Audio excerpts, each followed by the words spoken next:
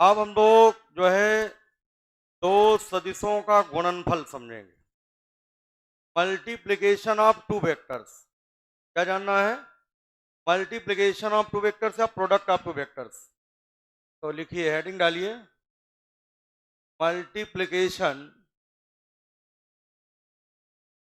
Multiplication of two vectors, दो सदिशों का गुणनफल। दो सदिशों का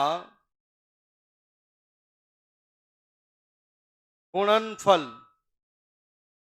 मल्टीप्लिकेशन ऑफ टू वेक्टर्स। देखिए, सदिशों के गुणनफल को समझने के लिए उदाहरण समझिए। जैसे हम लोगों को पता है कि जो बल है, बल मतलब फोर्स, फोर्स जो होता है वेक्टर होता है। फोर्स कैसी क्वांटिटी है? वेक्टर है। और अगर हम डिस्प्लेसमेंट की बात करें तो डिस्प्लेसमेंट भी क्या है? वेक्टर है। डिस्प्लेसमेंट को हिंदी में बोलते हैं विस्थापन। तो विस्थापन भी क्या है? वेक्टर है। फोर्स एंड डिस्प्लेसमेंट दोनों के दोनों वेक्टर हैं। लेकिन जब इन दोनों को आपस में मल्टीप्लाई करते हैं, जब आप बल को विस्थापन से गुणा करते हैं, फोर्स को डिस्प्लेसमेंट से मल्टीप्लाई करते हैं, तो मल्टीप्लाई करने के बाद ध्यान दो, बल को जब विस्थापन से गुणा किया जाता है, मल्टीप्लाई किया जाता है, तो आंसर के रूप में वर्क भी मिल सकता है। बल और विस्थापन का गुणनफल वर्क भी होता है। वर्क मतलब कार्य। और ये बल और विस्थापन का जो गुणनफल है, टॉर्क भी होता है। टॉर्क का मतलब बल आघूर्ण भी होता है।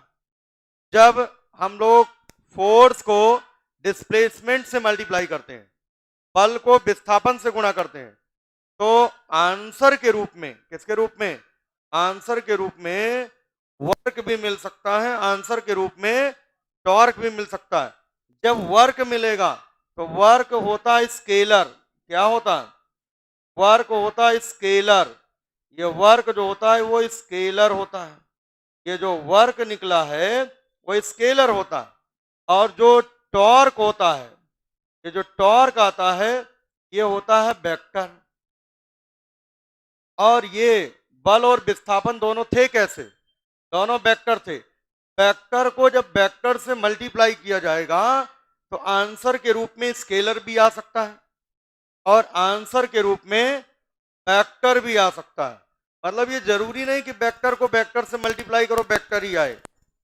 वेक्टर को वेक्टर से मल्टीप्लाई करने पर, वेक्टर को वेक्टर से मल्टीप्लाई करने पर वेक्टर भी आ सकता है और स्केलर भी आ सकता है।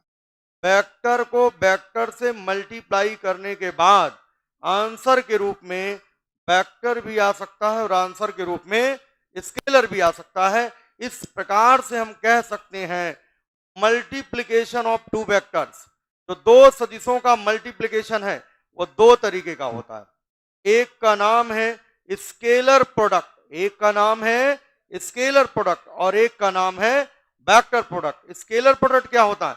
जब दो वेक्टर को मल्टीप्लाई करने के बाद आंसर के रूप में स्केलर आ जाता है, तो ऐसे प्रोडक्ट को बोलते हैं, ऐसे मल्टीप्लिकेशन को बोलते हैं स्केलर प्रोडक्ट। क्या बोलते हैं?